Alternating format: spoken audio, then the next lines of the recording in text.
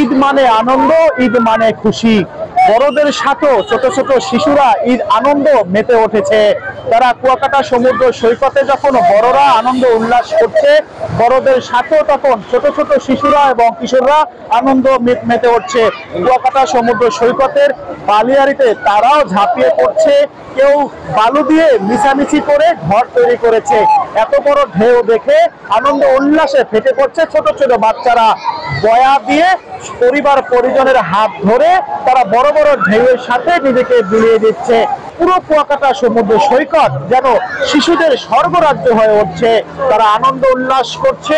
শিশুদের সাথে কথা বলছি, তারা আমাকে যেমনটা বলেছেন যে এত বড় ঢেউ তাদের ঈদকে আরো রঙিন করে ফেলছে।